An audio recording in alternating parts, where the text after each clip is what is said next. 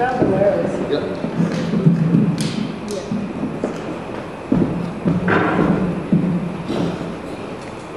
This works?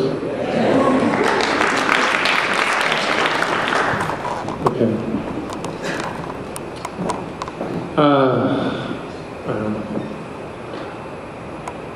I don't know. Thank you. You can't get it forward. Just anyway. And I'm so fortunate to be here that you've all come.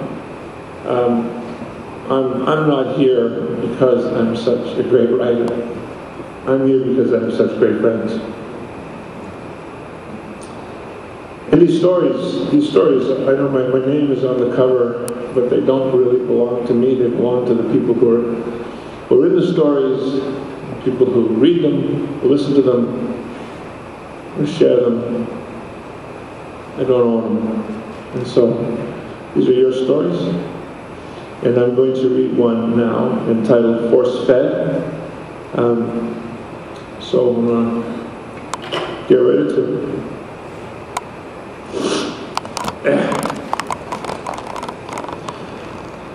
Your father is a good man, and he will rip the skin off your face if you don't eat this.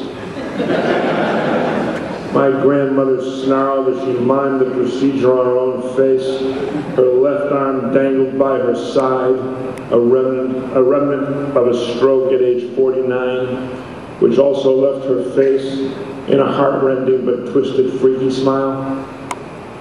With the tilting limp and cane, diabetes, and obesity mixed in, she was a grim character. This decent woman was never attractive a day in her life.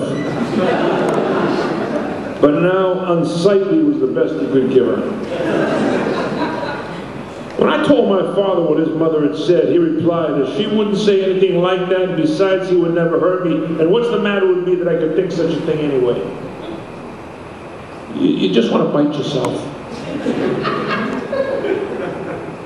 Between 4 and 10 years old, the eat, not eat question was the central issue of my life and why my family staged scene after scene around forcing food into me.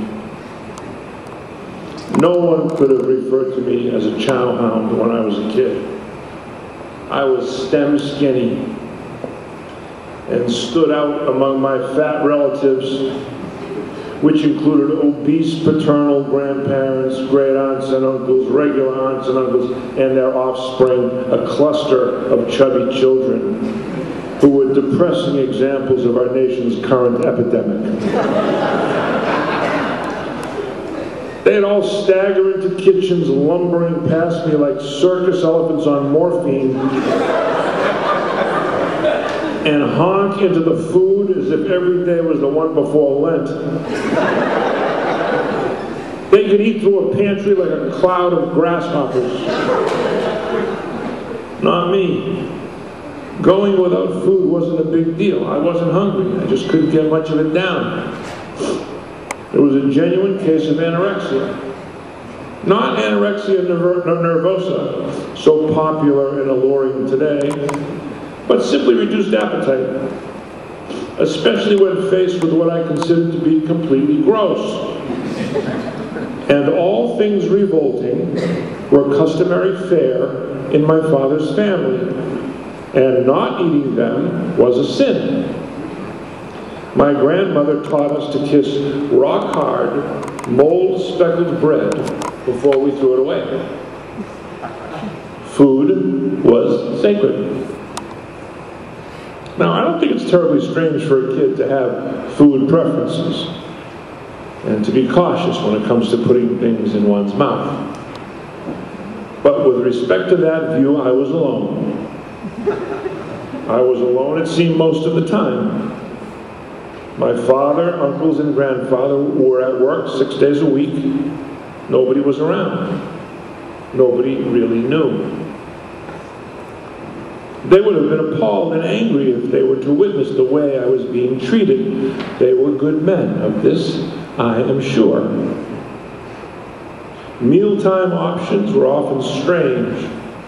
especially the nasty, smelly, spicy, eccentric, southern Italian stuff they dished up at various family gatherings, including, but not limited to, whole roasted goat head. With boiled eyes wide open, trapped in lidless terror, and conveying a silent curse to those gathered at the table. Pig's feet, congealed blood pie, baby cow stomachs still brimming with mother's milk from its last meal. This was boiled whole and eaten out of the stomach lining. And astringent bitter greens. Worst of all was the formaggio marcio, cheese purposely containing live maggots, which leapt and frolicked on the plate in celebration when the first liberating wedge was cut. This is wrong on so many levels. Garlic, garlic, and more garlic, garlic out your butt. Raw garlic is strong stuff, but its reported powers to keep vampires away is bullshit. Rare lamb chops. Something about lambs. Soft-boiled eggs, sitting upright in special cups, oozing gelatinous embryonic juice. Raw parsley on nearly everything, oregano on everything else. Slick calf's liver, for the love of God, a liver. Why don't you just plop a throbbing heart on the plate? Chalky, rubbery raw spinach, tough, furry, half-cooked string beans, and anchovies. As we know, these are hairy fish gone bad. And to begin the day, if I dodged the runny eggs, there was clumpy oatmeal and freaking wheatina. These were followed by heaping tablespoons of cod liver oil, which coated the mouth and throat with slime and left me for the first couple of periods in school with breath like a mackerel. This was all throw-up food. But you learn to keep things in. Inexplicably, many of the adults saw my position regarding the more conventional of these items as resistance, petulance, and defiance, and perhaps it was. I have no clue what I was feeling, beyond a weak appetite and a strong desire to avoid eating half-formed farm animals and their entrails. At the kitchen table in my grandparents' home, on one of those many days I was left there to be looked after, barely able to face the food staring back at me from my plate, grandmother misshapen and slouching over me. She smelled fleshly in a necrotic way, a perfume of illness and insulin. I'm reeling from the aroma and anxiety, but I have to eat the food. And I want to be sick, but I have to eat it. Because from the rooms above, there is a tremendous banging. Boom! Boom! Boom! Boom! The ancient house resounds, as if being whacked by a wrecking ball, shuddering me and the whole place to the foundations. Boom! Boom! The noise smashed through the tension, amplifying it to intolerable levels. Again, boom! Boom! Boom! Shock turns to panic and fright. My grandmother asks ominously, "Eh? Do you know what that is?" "That's Father Romano's sister. Coming down from upstairs, she lives in the attic. And if you don't eat this, she will get you and choke you, and then she's going to kill you."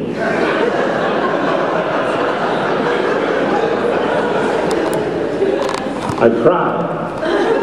I shake. How could this be happening? I need help. I'm scared. I'm facing death by putrid food or death at the hands of a ghoul. One, you die puking, the other screaming. Nauseous or terrified, you buy the farm either way. Father Romano's sister, this Gorgon, I'm informed, is enormous, with long, stringy hair and huge feet. I figure I better get gulping. I half choke down and part vomit up what I had just swallowed in my blubbering attempt to fend off execution by the monster lumbering in my direction. Boom! It doesn't stop. Boom! I'm delirious with the noise. My grandmother's broken English demands, her good fist pounding on the table, causing the dead arm to jiggle lifeless by her side, the churning stomach, the gagged drool, the eternal dread. Eat! The attic sound effects, I learned much later, were from my great aunts, slamming chairs on the floor in the rooms above the kitchen. These recently imported relatives stood as certifiable midgets. But on the farm in southern Italy from which they hailed, they likely exceeded average height. They were both good women, as was, my father regularly informed me, my grandmother. The older great aunt is long gone, and the younger, always my favorite, and an early source of welcome but practically inconsequential compassion, is now 99. These minuscule women were put to their duplicitous task by the eldest sister, my grandmother, in a loving effort to shock me towards nutrition. I was a little boy, alternately crying and choking, hyperventilating, nauseous, desperate and helpless. I envied the dead. I wasn't launching any revolt, not making a statement, being obstinate or obstreperous. I didn't eat because I couldn't. I would have if I could have. I would have done anything to steer clear of the terror train coming for me. I would have eaten myself just to disappear. And then, with the assured punishments from my mother that awaited me back at my parents' apartment once the news got there that, again, I had resisted food. Back home in the small, near-empty flat, I was punished because my mother had fallen victim to the paralyzing fear of presenting a bad image. Mala figura, the elders would say. Your son, he doesn't eat, he's skinny. He looks sick like you. If he doesn't eat, that means you are a bad mother. He should be fat like his cousins. We got money. We made it in this country. We don't have tuberculosis. But you and your son, you make us look bad. And you're starved like a mezzo morto, half dead. You bring disgrace to the family. And my mother, the foolish child of the mirror, she, the unschooled, untutored, ill from anxiety, believed them, and so she beat me. She beat me to make me eat.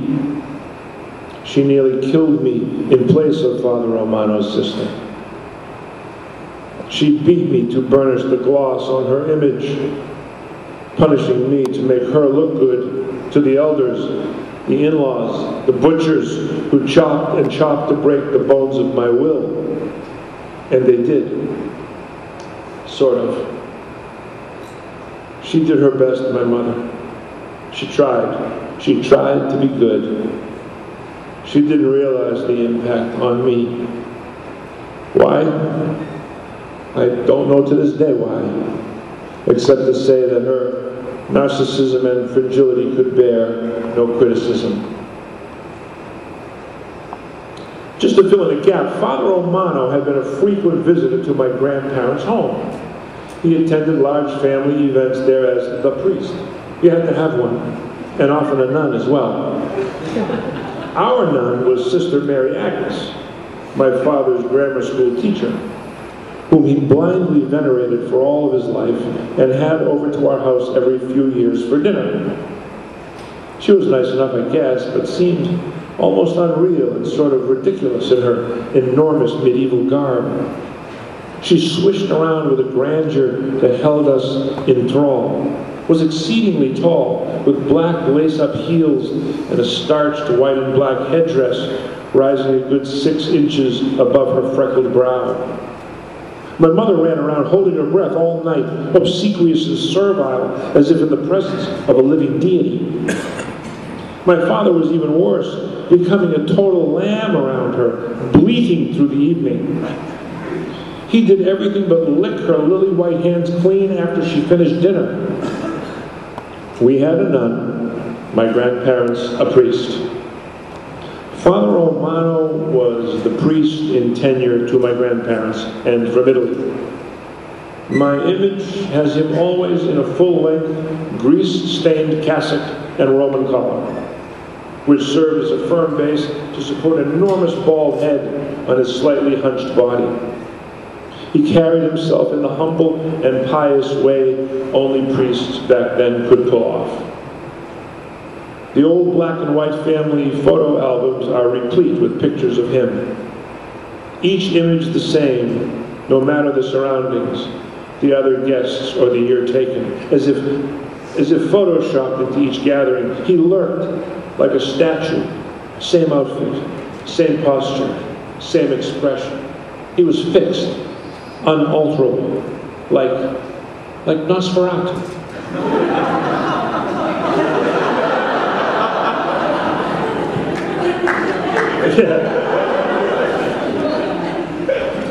He emanated a musty and cryptic scent, perhaps from the white circular salt stains around the underarms of his black robe. His eyebrows, stiff as wires, jutted out like the brim of a fedora. It was already ancient when I first knew him. To me, he was a spook. Period. Though my mother remembered him as a good man. He freaked me out. And of course, the very thought of his deranged and hideous garret-dwelling sister was unbearable. I mean, let's face it, if he was related to her, if he spent his childhood around her, he probably had a hand in making her that way. He could very well have been the Frankenstein behind the monster, for all I knew. And maybe he had turned to God to make up for his heinous misdeeds. How good could he be? I just couldn't fit it all into the 5-year-old head bobbing on my soon-to-be strangled neck. But enough dread got in to make me gag down the grotesque, Google-eyed mishmash in front of me.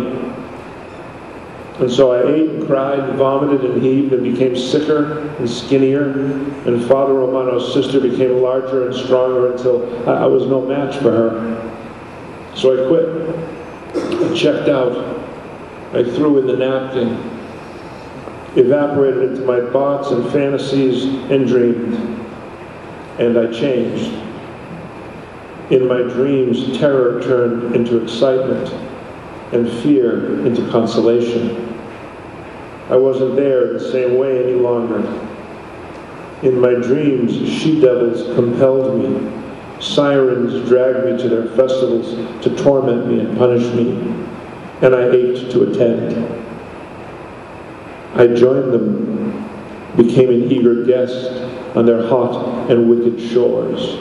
This was my boyhood odyssey, my search to find peace and solace, and to avoid being hacked to death by the cleavers of shame and control. See, you can't frighten me. You aren't torturing me. I like it. You're doing what I want you to do. You're exciting me. Boom, boom, boom. Who's upstairs now? If only there was some conscious strategy or strength in it, but there was no such thing. That's just another idea, another dream. All I felt was guilt and embarrassment for my sinful fantasies. I escaped, yes, but I ran to a forbidden place to do it. I ran to where the priest said men go when they turn from God and to the devil. I ran toward the deluding ecstasy of defeat. I ran away, sprinting to a hell of my own making, a hell I could control.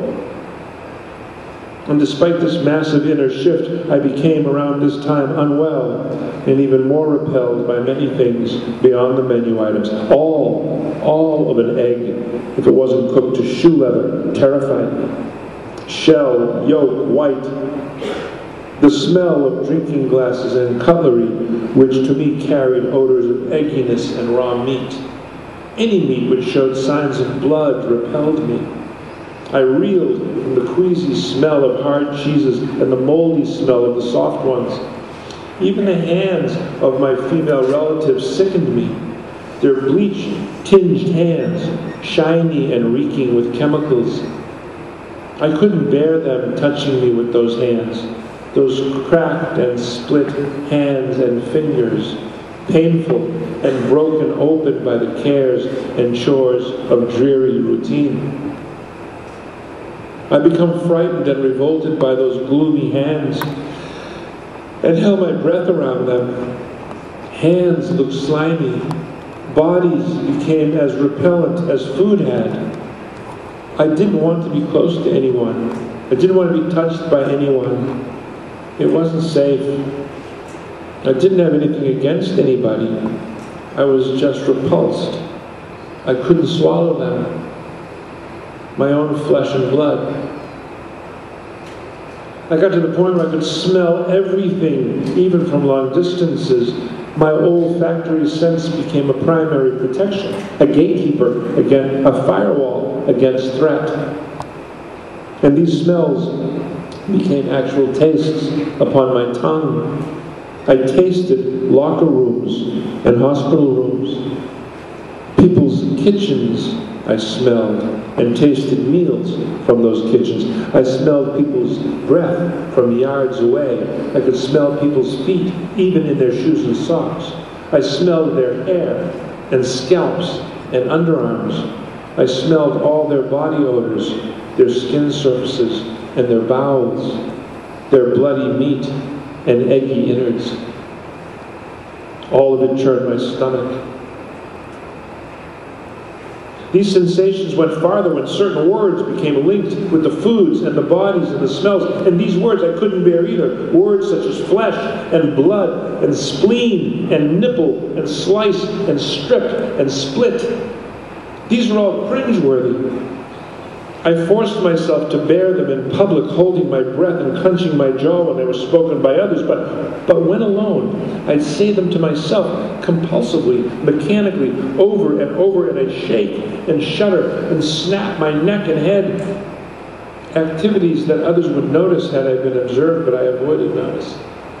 It was unsafe being seen. I had to be mad in seclusion.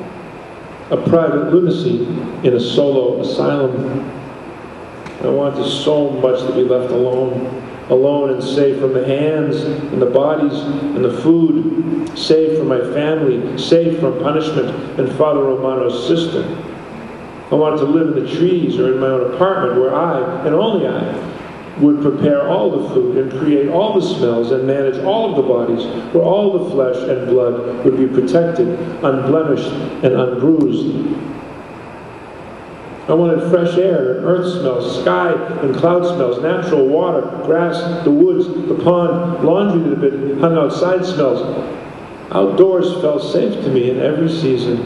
The trees stood by, not judging, not punishing, but passively protecting and sheltering. I felt secure with the small wild animals in their silent awareness. Outside, I was safe from bodies and food, safe from penalty and from that furious, imprisoned sister. I wanted only to live in my fantasies unfettered, but fetters are part of the deal. Everything comes with a price tagging along behind. Call it a cost of living fee. I could find no deep or lasting refuge anywhere beyond my psychic retreat, not in books because I could not concentrate. I spent grammar school essentially reading the same few paragraphs over and over. Nor in religion, because my sinful, forbidden dreams and visions prevented me. Nothing took. I couldn't fit anything else in my head but my fantasies. As the child of Catholics, I had been in religious development since birth, and became an altar boy directly after having qualified for the sacraments of confession and communion. It was there they began the cheerful and beguiling chant, "Eat this, for this is my flesh. Drink this, for this is my blood."